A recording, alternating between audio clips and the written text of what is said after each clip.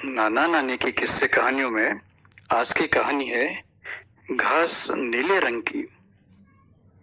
एक गधे और एक शेर में अच्छी दोस्ती थी। गधा एकदम गधा नहीं था, बल्कि शातिर था, तो कुछ न कुछ शरारत करने की सोचती थी। एक दिन गधे ने शेर से पूछा, क्या तुम्हें मालूम है घास किस रंग की होती है? तो शेर ने कहा, हाँ मालूम है, हरे रंग की होती है। यह सुनकर गधा हंसने लगा। तो शेर ने कहा कि इसमें हंसने की क्या बात है? तो गधे ने कहा कि बुद्धू, घास हरा नहीं नीला होता है। फिर शेर ने कहा कि नहीं, हरे रंग का होता है। तो फिर गधे ने कहा कि नहीं नहीं, नीले रंग का ही होता है। इस तरह से दोनों में बहस होने लगी। फिर दोनों ने निर्णय लिया कि चलो बंदर के पास चलते हैं, उससे पूछेंगे। बंदर के पास पहुंचकर उन्होंने पूरी बात बताई और पूछा कि आप ही बताओ कि घास किस रंग का होता है। इन दोनों की बात सुनने के बाद बंदर ने शेर को बोला कि तुम्हें गधे की बात मान लेनी चाहिए थी कि घास नीली ही होती है। बंदर की यह बात सुनकर शेर बहुत निराश हुआ और गधे को बोला कि चलो अब सियार के पास चलकर उससे ही पूछते हैं। वे दोनों सियार के पास पहुंचे और उसको भी पूरी बात सुना दी। उनकी बात सुनने के बाद सियार ने भी यही कहा कि भाई शेर जी, आपको गधे की बात मान लेनी चाहिए थी कि घास नीला ही होता है। शेर फिर से निराश हो गया और बोला कि चलो जंगल के राजा के पास चलते हैं।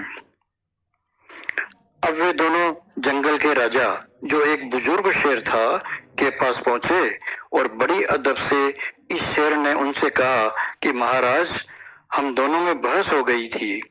यह गधा कह रहा है कि घास नीला होता है और मैं कह रहा हूँ कि घास हरा होता है।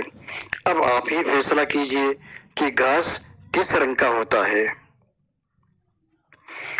थोड़ी देर मौन रहने के बाद जंगल के राजा उस शेर ने कहा कि सुन शेर, तूने इस बहस की घास के रंग के बारे में, तो मैं भी यही कहता हूँ जो होता है, और तुमने गधे से, इसलिए तुम्हें दंड दूंगा। जंगल के राजा से यह सुनते ही गधा उछल कूद करता हुआ वहां से चला गया। शेर वहीं रहा और उसने जंगल के राजा से पूछा कि हे राजन, आपने ऐसा क्यों किया? तो जंगल के राजा ने कहा कि मैं जानता हूँ कि घास हरा ही होता है। तो शेर ने कहा कि फिर आपने नीला क्यों कहा? आपने गधे की गलत बात को भी सही बता दिया और मुझे दंड देने के लिए भी कह दिया। आखिर आपने ऐसा क्यों किया? कृपा करके बताइए।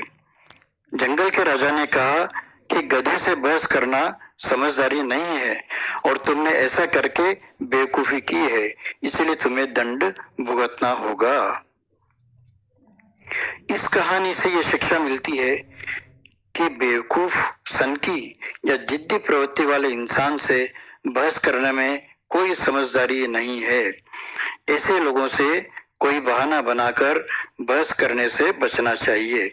ऐसे लोगों से बहस करके अपना समय बर्बाद नहीं करना चाहिए।